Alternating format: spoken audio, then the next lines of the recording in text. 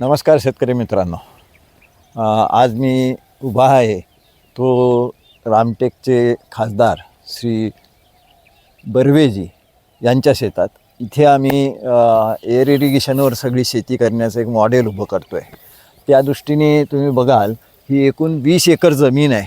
या 20 एकरमध्ये पूर्ण आम्ही मायक्रो स्प्रिंकलर लावले आहेत आणि ते मायक्रो स्प्रिंकलर या पद्धतीनं तुम्हाला दिसतील सगळ्या शेतामध्ये पसरलेले. इकडे सगळं इथं.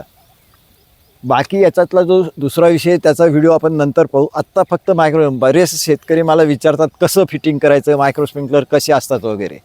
तर त्या दृष्टीने मी सांगेल की हे मायक्रो स्प्रिंकलर आपण जे लावले आहेत तर त्याचं डिझाईन आपलं आपण करायचं. कंपनीच्या दृष्टीने कंपनीला जमीन ओली करण्याचे डिझाईन असतात त्यांचे. आपल्याला जमीन नाही ओली करायची, आपल्याला हवा ओली करायची आणि त्यामुळे खूप कमी खर्चात खूप सहजतेने त्याचं इन्स्टॉलेशन करता येतं. आता तुम्ही बघाल की हे जे लावलेत मायक्रो स्प्रिंकलर, तर याच्यात ह्या दोन्ही मायक्रो स्प्रिंकलरमध्ये जे अंतर आहे हे 20 फुटाचं अंतर आहे. दोन लॅटरलमध्ये, ह्या दोन लॅटरलमध्ये 20 फुटाचं अंतर आहे. आणि जे मायक्रो स्प्रिंकलर लावले आहेत ते जवळपास 4 ते 5 फूट हाईटवर आपण लावले आहेत आणि हे 10-10 फुटावर आहेत सगळे.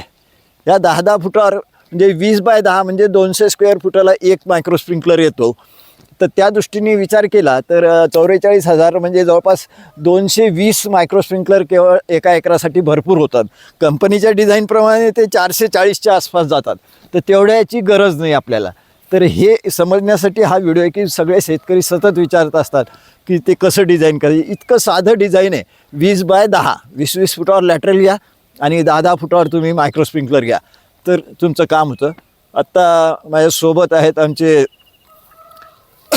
जे शूटिंग करतायत ते दिगंबर चरपे आणि आमचे विनोद भाऊ आढाव. धन्यवाद.